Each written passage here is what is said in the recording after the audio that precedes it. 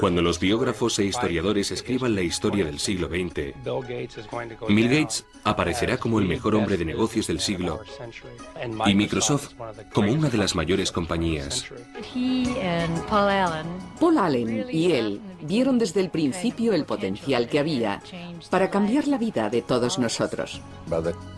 Cuando empezó a ir a la universidad, ya tenía bastante claro que lo que hiciera tendría que ver con ordenadores. Lo que hace que Gates sea tan competitivo es que lo encuentra divertido. Le parece un juego emocionante como aquellos a los que jugaba cuando era pequeño. Creo que la gente percibe que Microsoft está siempre con los dos pies en la línea de la falta. No hay duda de que dentro de 100 años se hablará de él como una persona que transformó una era, igual que hoy se habla de Rockefeller y Carnegie, personas que también transformaron una era. Bill Gates.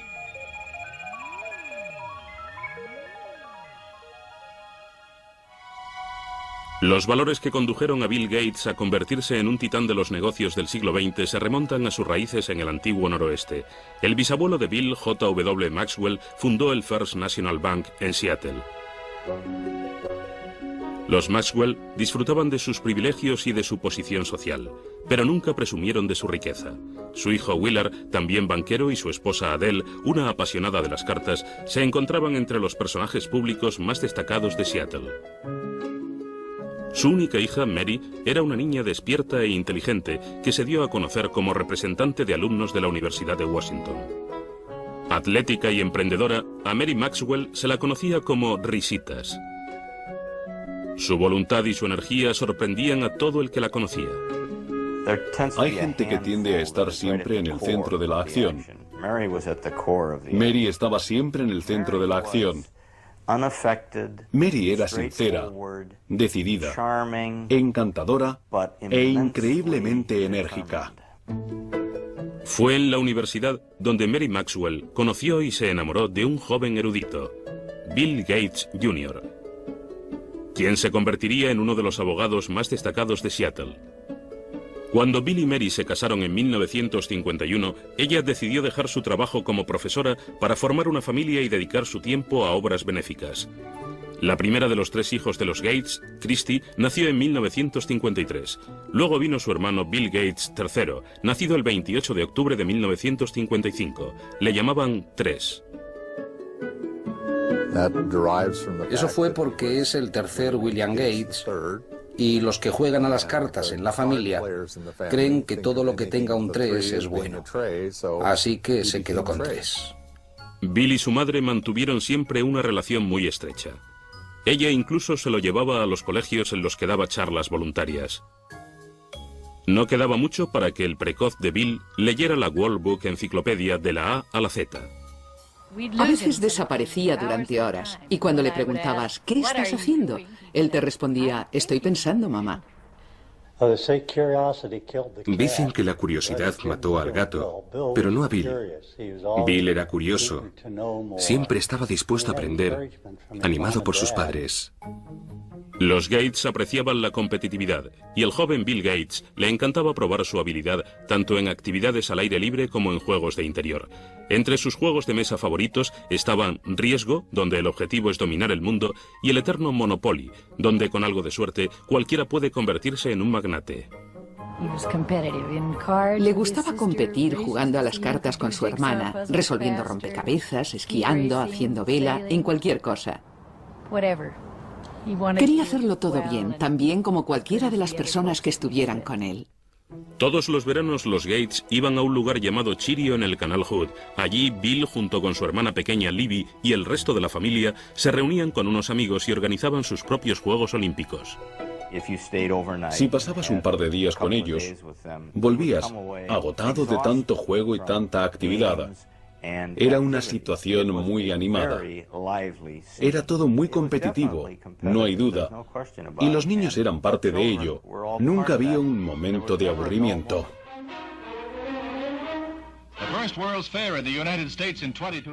Cuando se inauguró la Expo de Seattle en 1962, los Gates se apresuraron a ver las maravillas que predecían para el siglo XXI, tecnología informática incluida. A menudo Bill volvía a visitar las exposiciones de alta tecnología. Ya estaba claro que tenía una habilidad innata para las matemáticas y las ciencias. Sin embargo, Bill se estaba volviendo algo individualista y mostraba signos de rebeldía preadolescente que le hacían discutir con su madre. Mary y yo crecimos en el seno de dos familias muy estrictas, donde nuestros padres controlaban nuestra personalidad y nosotros simplemente seguimos la tradición. Este método no funcionaba con Bill, que a los 11 o los 12 años empezó a ser emocionalmente muy independiente. Estaba deseando aclarar sus ideas y averiguar lo que quería y lo que no quería hacer, y fue duro, sobre todo para Mary. Estaba bastante perdido. No se encontraba cómodo en la escuela. No estaba seguro de lo que quería hacer. Era obviamente inteligente y brillante, pero necesitaba ayuda. Recibió algunos consejos en esa época y experimentó un cambio en el colegio. Aunque creían en la educación pública, los padres de Bill pensaron que su hijo encontraría mejores consejos y más disciplina en Lakeside, la mejor escuela privada de Seattle para chicos de su edad. Solo aceptaban a los mejores alumnos, a los más brillantes, y Bill encajaba perfectamente en esa descripción. Allí empezó a transformarse, encontró nuevos amigos y clases más estimulantes. Era excelente en matemáticas. Lo hacía estupendamente en el escenario. Quiero decir que era fantástico en teatro. Le interesaba cualquier libro. No es que estuviera completamente centrado en las matemáticas y las ciencias. Tenía un amplio abanico de intereses. En 1969, cuando Bill empezó el instituto, el programa espacial de los Estados Unidos estaba en su punto álgido. En el mes de julio, la nave Apolo 11 llevó al hombre a la Luna. Pero los ordenadores que lo hicieron posible eran aún gigantes electrónicos que costaban millones de dólares y hacía falta todo un ejército para manejarlos. La mayoría de los colegios no podían ni pensar en comprar un ordenador. Sin embargo, Lakeside consiguió firmar un pacto extraordinario que sería decisivo para Bill Gates. Una compañía de Seattle ofreció a la escuela el uso de su ordenador a través de un teletipo. El joven Gates estaba hechizado por el potencial de esta máquina primitiva y empezó a pasar todo su tiempo libre en la sala del ordenador. Lo contamos con mucha frecuencia, pero es cierto. Se levantaba por las noches y se iba a trabajar con el ordenador. Luego volvía y ni nos enterábamos de que se había marchado. Recuerdo que un día nos llamó el director del colegio y le preguntamos, ¿tienen problemas con las drogas? Él respondió, no se trata de las drogas, pero tenemos algún alumno enganchado al ordenador. La verdad es que pasarse tanto tiempo con el ordenador era casi el mismo tipo de adicción. Bill Gates compartía su adicción con Paul Allen, un compañero algo mayor que no podía ser más distinto a Gates. No solo era 2 años mayor, sino mucho más grande. Mientras que Allen era callado y contemplativo por naturaleza, Bill era protestón y desafiante. Sin embargo, esta extraña pareja estaba destinada a hacer historia. Juntos escribían códigos de software. Eran competitivos, Paul Allen y Bill Gates. De vez en cuando se peleaban. Una vez Paul Allen echó a Bill Gates, que era algo más joven, del grupo en el que escribían los códigos. Luego se dio cuenta de que necesitaba que Gates volviera. No podía hacer nada sin él. Gates dijo, me alegro de volver, pero ahora mando yo. En 1970, cuando Bill tenía solo 15 años, Paul Allen y él se metieron en negocios. Se llevaron 1.400.000 pesetas limpias con Trafo Data, un sistema computerizado que crearon para medir el tráfico en el área de Seattle. Aunque Bill contaba con el dinero de la familia, estaba decidido a amasar su propia fortuna. El padre de uno de los amigos de la infancia de Bill contaba que Bill olía los dólares y que siendo un niño conocía el valor de un contrato. Incluso tenía un contrato para utilizar el guante de béisbol de su hermana mayor, un documento firmado y perfectamente legal. En el verano de 1972, a los 17 años, Bill fue a Washington D.C. para trabajar como ayudante del Senado. Esta toma de contacto con la política y el gobierno le sería de gran ayuda más adelante. Ese otoño, cuando regresó a casa, solicitó un permiso en la escuela, ya que Paul Allen y él habían conseguido su gobierno, le sería de gran ayuda más adelante. Ese otoño, cuando regresó a casa, solicitó un permiso en la escuela, ya que Paul Allen y él habían conseguido su primer trabajo en una compañía de ordenadores. Empezaron a hablar de fundar su propia compañía, pero los Gates insistían en que su hijo terminara el instituto y fuera a la universidad. A su madre le preocupaba que estuviera socialmente inadaptado. Tal vez lo estuviera, pero tenía otras cosas en la cabeza. No era ni maleducado ni brusco. Simplemente marchaba al son de otra canción. Es un genio y tiene sus propios planes. Bill se graduó en Lakeside en 1973. Sus padres se sentían orgullosos de que le hubieran aceptado en la Universidad de Harvard. Sin embargo, su futuro ya estaba en marcha y estaba dirigido por los ordenadores. En otoño de 1973, Bill Gates se despidió de su familia y de Seattle y se dirigió al este, concretamente a Cambridge, Massachusetts. Durante su primer año en Harvard, pensó en estudiar Derecho, pero ningún curso le activaba la imaginación como lo hacía el trabajo con los ordenadores. Bill siempre estaba decidido a hacer lo que le interesaba. Para lo que menos le interesaba, entre ello las clases, simplemente se dejaba llevar y utilizaba su talento. Recuerdo que estaba en una clase de introducción a la literatura griega en la que, ni hablar de lo que estuvo haciendo durante el año, claro, pero se quedó despierto la noche anterior al examen, luego se durmió en medio de la prueba y aún así sacó un notable. No es extraño que Bill se quedara dormido en el examen. Entre las clases y el tiempo que pasaba en la sala de ordenadores de Harvard, parecía que estaba en marcha las 24 horas. Llegaba a la habitación y a veces ni se quitaba la ropa. Simplemente se tumbaba en la cama, que por supuesto estaba sin hacer porque nunca tenía tiempo para eso. Y se quedaba dormido, con la puerta abierta, completamente vestido. Se tumbaba y se dormía. Cuando había descansado, ¡boom!, se levantaba y se ponía en marcha. Bill tuvo el tiempo suficiente como para hacer buenos amigos en Harvard, pero su vida social no era prioritaria. Solo salía con chicas de vez en cuando y obtenía diversos resultados. Entrevisté a varias mujeres que habían salido con Bill alguna vez y una me dijo que la primera pregunta que él hizo fue ¿cuánto sacaste en el SAT? Esto no es exactamente lo que a una jovencita le apetece escuchar, pero Bill Gates había sacado 800 puntos en la parte de matemáticas de la prueba. Estaba muy orgulloso de ello y quería asegurarse que la chica que saliera con él había obtenido un buen resultado. Bill destacaba en matemáticas, pero cuando se dio cuenta de que no era el número uno en Harvard, decidió no hacerse matemático. Mientras seguía sin saber a qué dedicarse, continuó probando nuevas actividades fuera de la clase. Pasaba mucho tiempo jugando al pinball y a los videojuegos, sobre todo al póker. En la universidad todos jugábamos mucho al póker. Es un juego muy competitivo y en cierto modo puede que sea una forma perfecta de prepararse para el mundo de los negocios. Bill pasó de ser un jugador al que cualquiera podía ganar a ser muy bueno. Pero fue Paul Allen, antiguo compañero de colegio y socio de Bill, quien trajo la suerte a Gates. Allen se había trasladado a Boston para trabajar. En diciembre de 1974 cogió una revista en Harvard Square.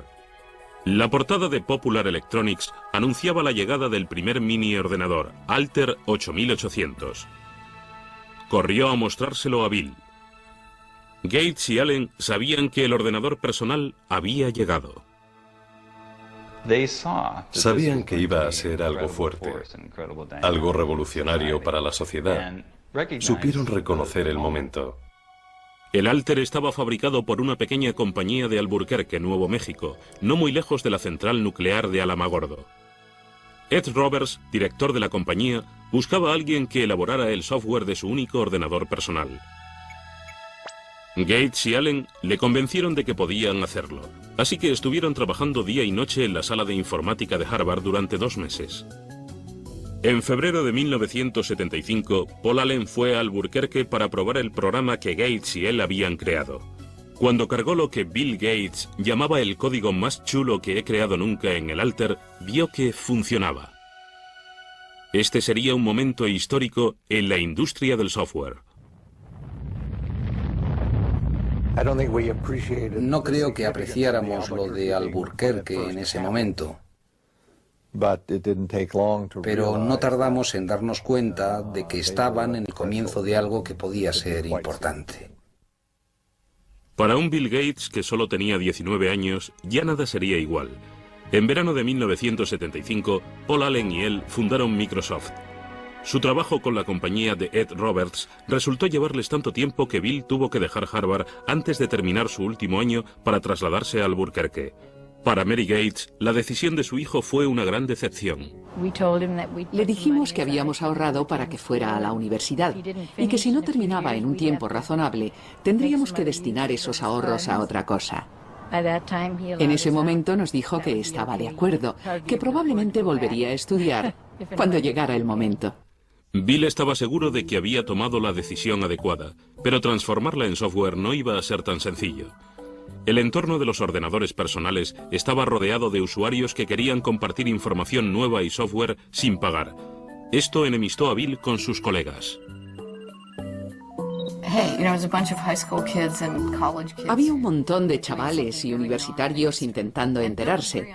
Bill no caía muy bien porque les decía que eso era robar, que él lo había creado y que era suyo. El negocio estaba lleno de piratas informáticos. De hecho, Gates escribió una carta a los aficionados a los ordenadores advirtiéndoles acerca de las consecuencias de copiar el programa de Microsoft. Empezaba: la mayoría robáis software. El hardware hay que comprarlo, pero el software se comparte. ¿A quién le importa si se paga o no a los que lo hicieron? ¿Os parece justo?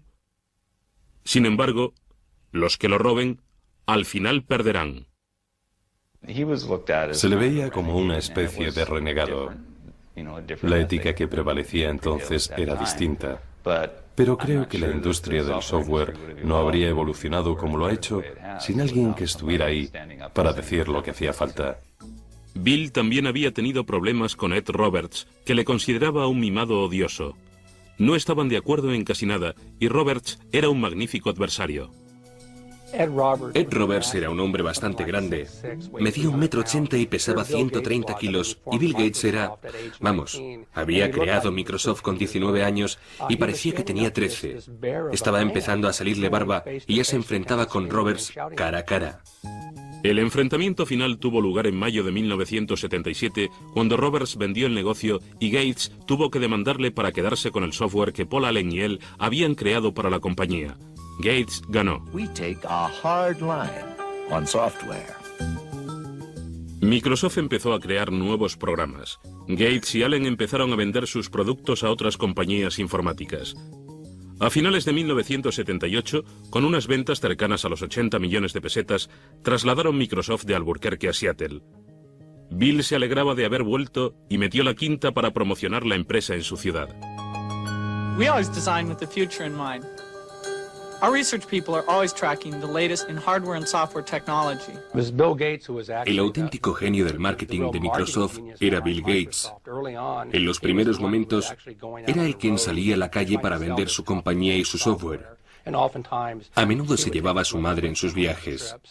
La madre de Bill, respetada y con buenos contactos, se convirtió en un personaje fundamental en la trayectoria profesional de su hijo. Mary trabajaba en varias corporaciones y en la Universidad de Washington.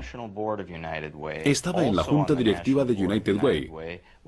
Además, conocía al director de IBM y así fue como su hijo conoció al director de IBM gracias a ella.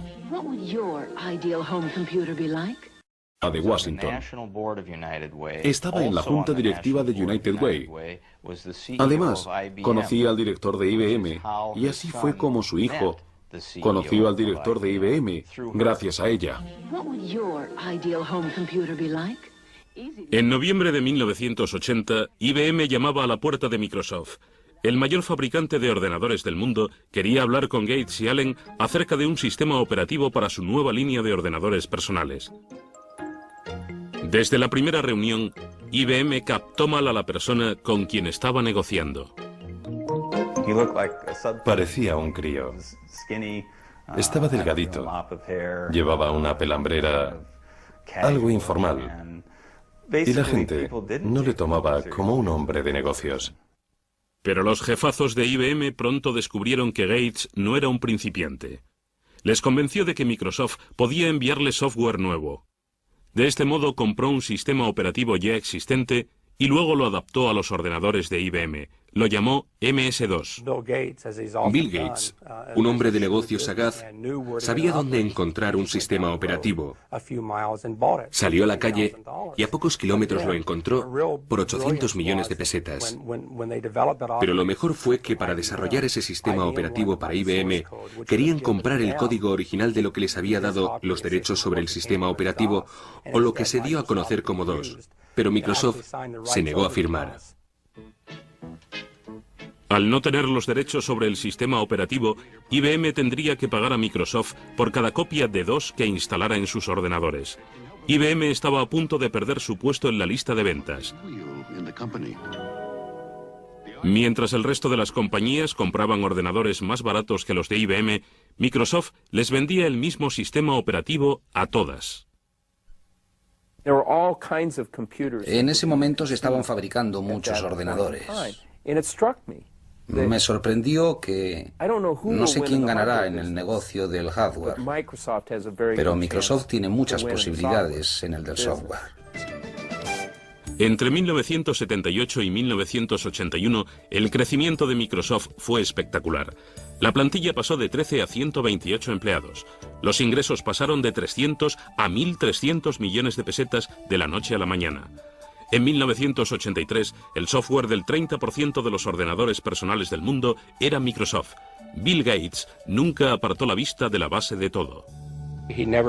Nunca volaba en primera a menos que fuera absolutamente necesario. A menudo viajaba en autobús y se ponía una manta por la cabeza para poder dormir.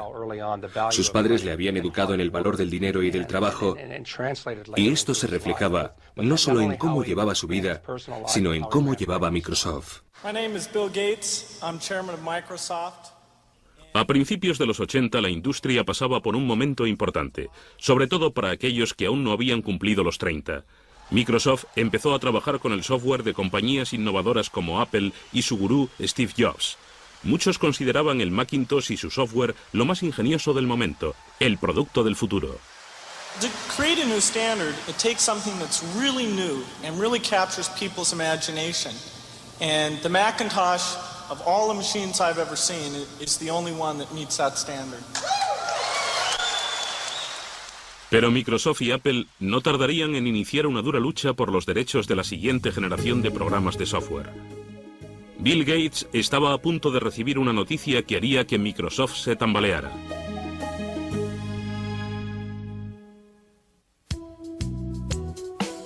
En 1983 el futuro de Microsoft y de un Bill Gates de 28 años no podía presentarse más halagador. El negocio de los ordenadores estaba en alza y cada vez había más demanda de software. Bill Gates y Paul Allen se convertían en los reyes de la era de los ordenadores.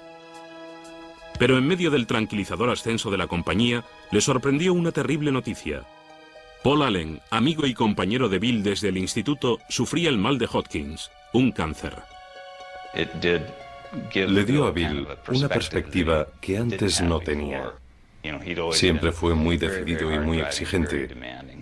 Puede que esto le ayudara a comprender un poco mejor lo que pasan las personas con problemas de salud. La enfermedad de Allen remitió un año después, pero él nunca volvió a tomar parte en el día a día de Microsoft. Para dos hombres de 30 años que habían creado una compañía de importancia mundial y habían ganado millones, era el fin de una era.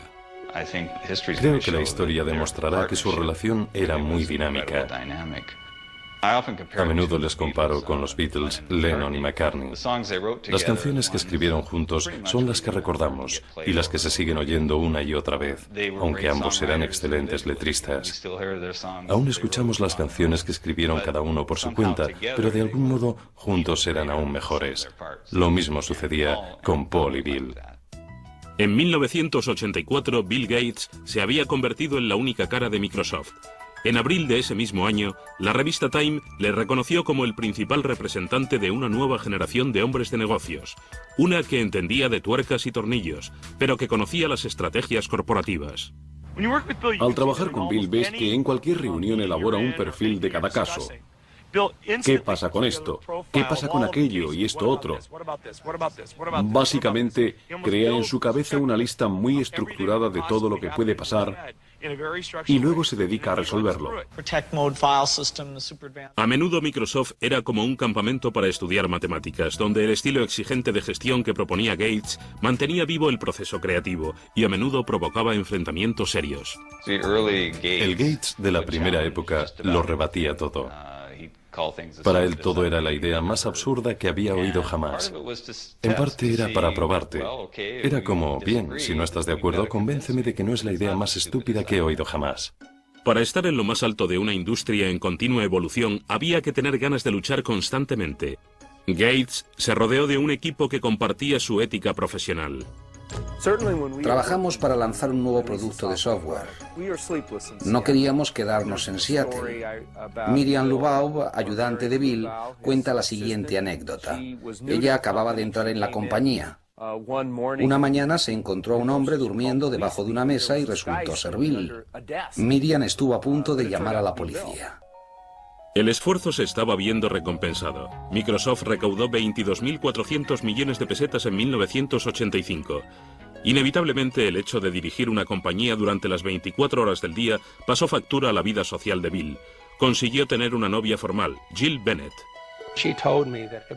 A ella le parecía difícil mantener una relación con alguien que era capaz de trabajar 3 días seguidos sin dormir.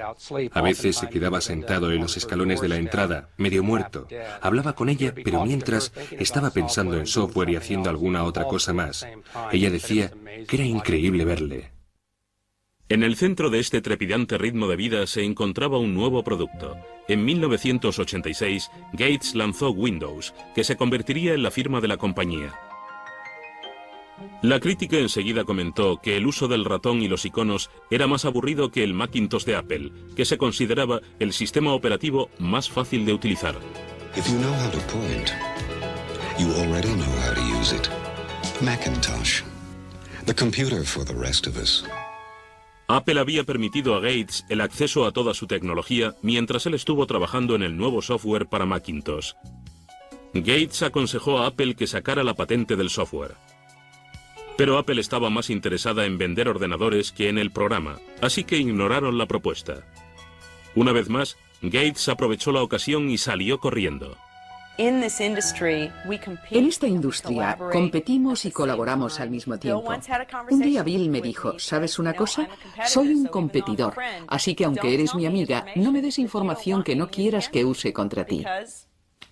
Porque voy a competir contigo y si me dices algo que me pueda servir, lo utilizaré. Pero Apple decidió que Gates no se iba a aprovechar del negocio, así que amenazó con presentar una demanda contra Windows. Gates se negó a pasar el software de Microsoft que Apple necesitaba tan desesperadamente.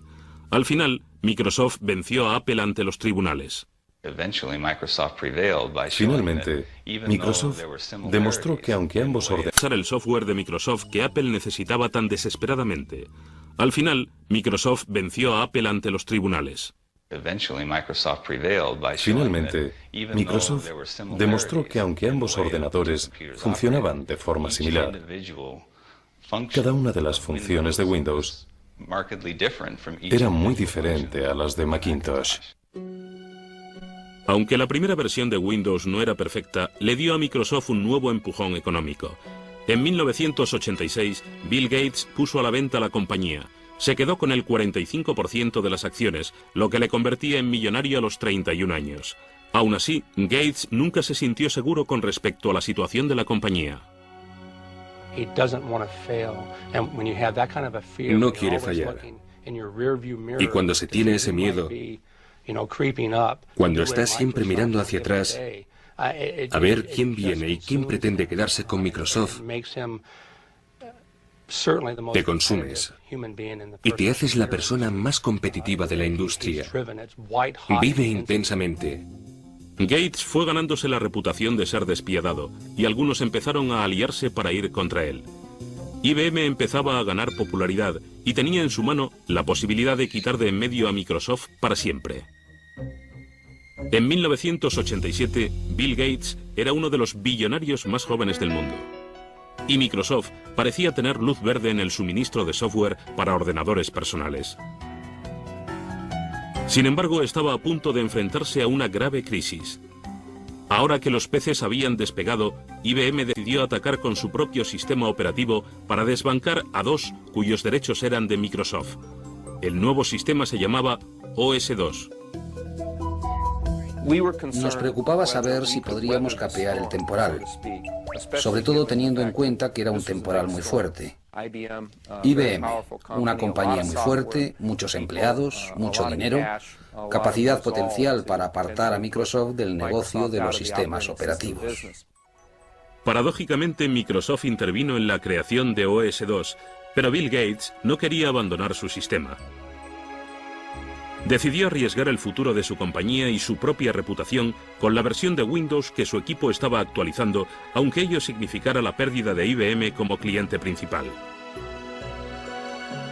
El 22 de mayo de 1990, Microsoft lanzó Windows 3.0. Esta nueva versión se convirtió en un éxito de ventas. Finalmente, OS/2 fracasó y dejó a Microsoft el monopolio virtual de los sistemas operativos. La Comisión Federal de Comercio empezó a recibir quejas de que Gates utilizaba su control sobre los sistemas operativos para acabar con la competencia recortando los precios de los productos Microsoft.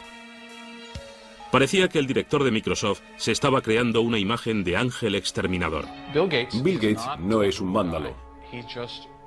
Simplemente necesita ganar.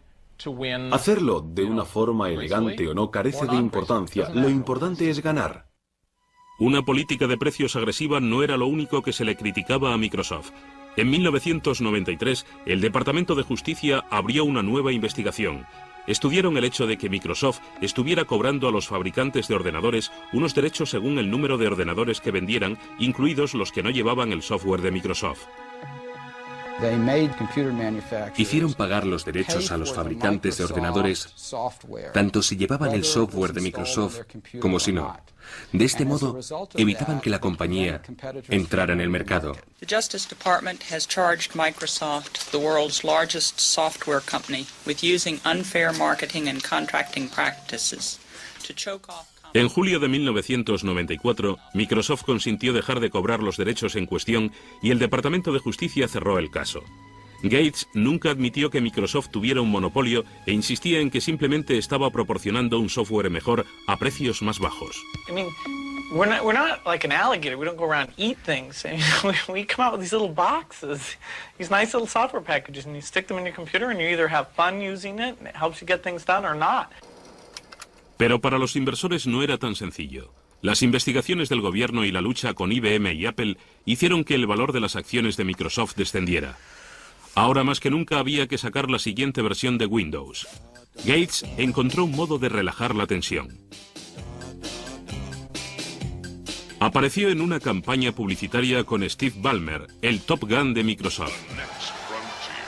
Hizo varias apariciones estelares en convenciones. Un día incluso llegó vestido de Mr. Spock. Gates instituyó las microolimpiadas. Esta desordenada competición entre los empleados de Microsoft recuerda a los juegos a los que Gates jugaba de pequeño en el canal Hood. Era como un campamento de verano para adultos. Íbamos a su casa y él se pasaba siglos pensando en nuevos juegos. Era el maestro de ceremonias. Nos dividía en equipos teniendo en cuenta cómo íbamos a interaccionar y luego nos poníamos a jugar a los juegos típicos de los campamentos. En una de esas microolimpiadas es donde conocí a Melinda. Melinda French tenía 28 años, se había graduado en Duke y tenía un máster en gestión y dirección de empresas. Llevaba varios años trabajando en un puesto directivo en Microsoft. Para los familiares y amigos de Bill, estaba claro que era la mujer con quien Gates, a sus 37 años, había decidido pasar el resto de su vida. Estuvo saliendo con Melinda bastante tiempo antes de la boda. Siempre parecía que había algo especial entre ellos. Tenían tal nivel de intimidad y de conexión que saltaban chispas. Es una persona maravillosa. la pareja perfecta para él. Es muy inteligente, organizada, comprensiva. Le interesa mucho la familia y la vida familiar. Bill y Melinda se casaron en Hawái el 1 de enero de 1994. La noche antes de la ceremonia, Bill organizó una velada especial para Melinda. Contrató a Willie Nelson para que tocara la noche antes de la boda. Fue toda una sorpresa. Bill se levantó y dijo: estoy absolutamente enamorado de Melinda y quería cantar algo para ella esta noche, pero como no canto muy bien, le he pedido a un amigo que venga y que nos cante algo. Fue una gran sorpresa.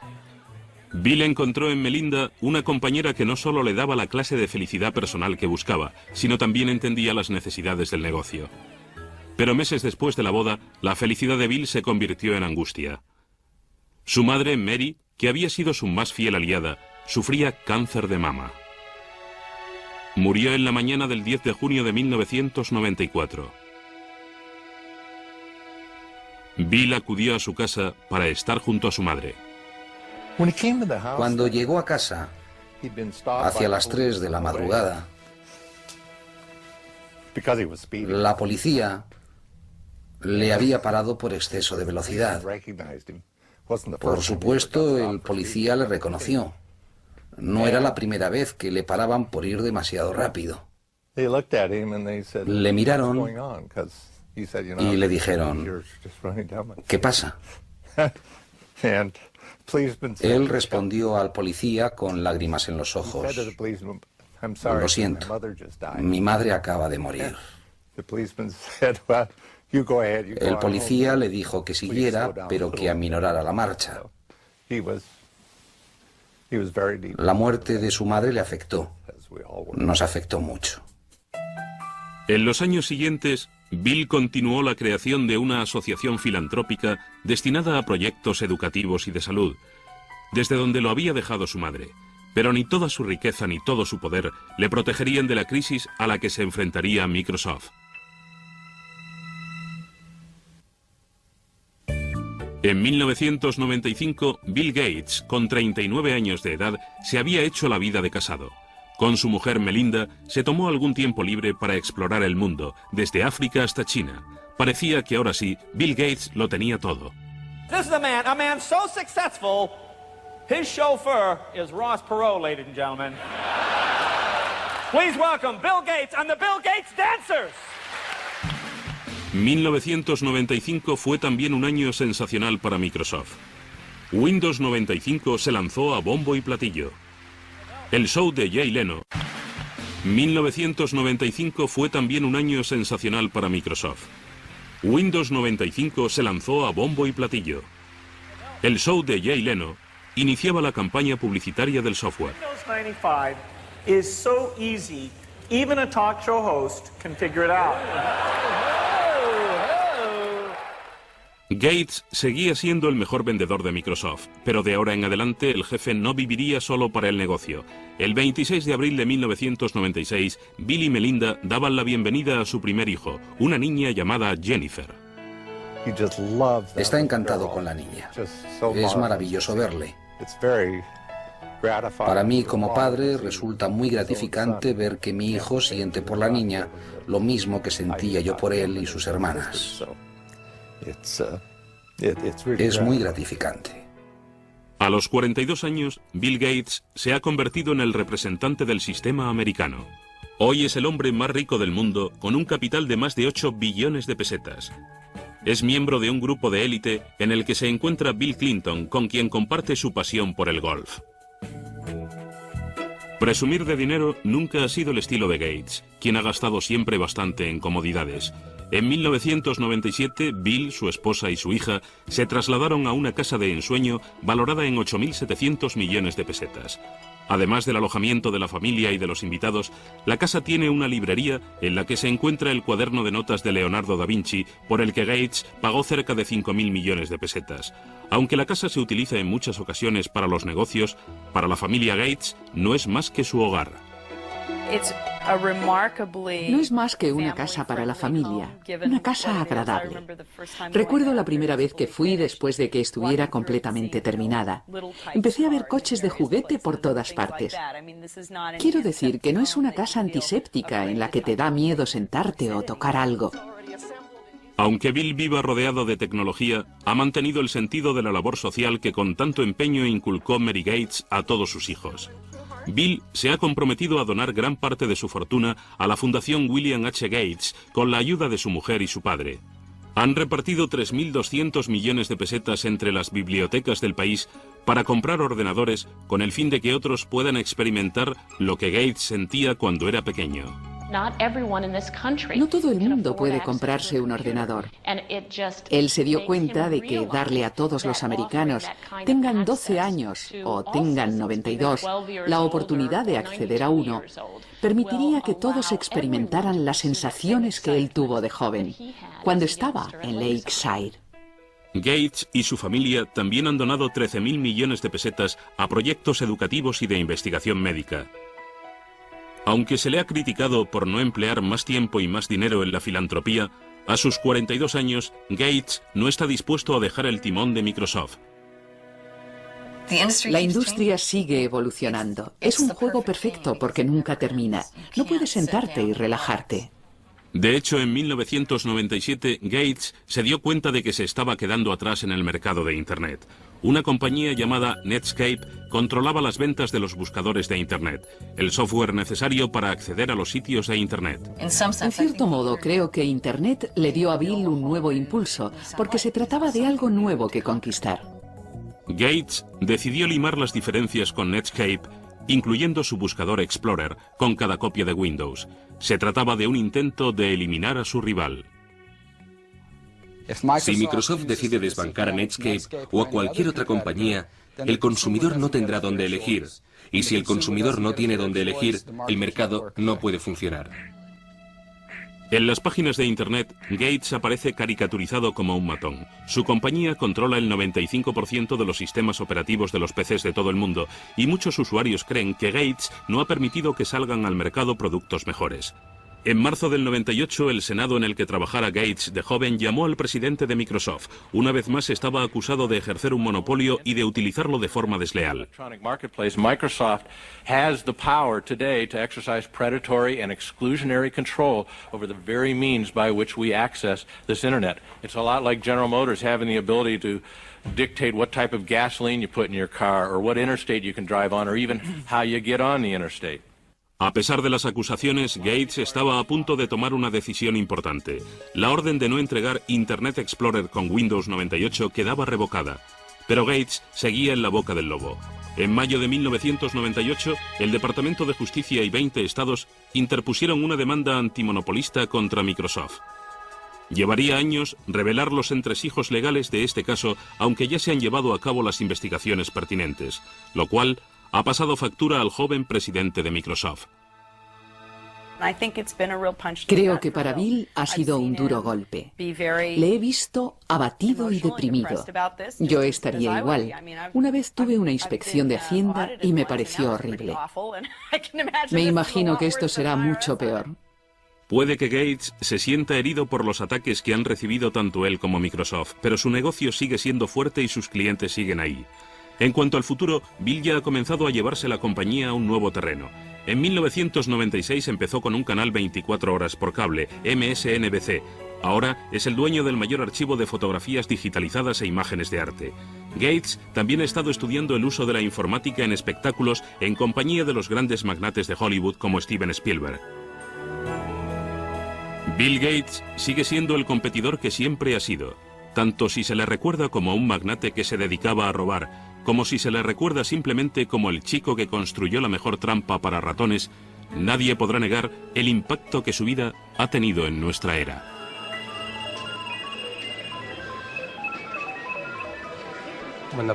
Cuando biógrafos e historiadores escriban la historia del siglo XX, Bill Gates aparecerá como el mejor hombre de negocios del siglo y Microsoft como una de las mayores compañías.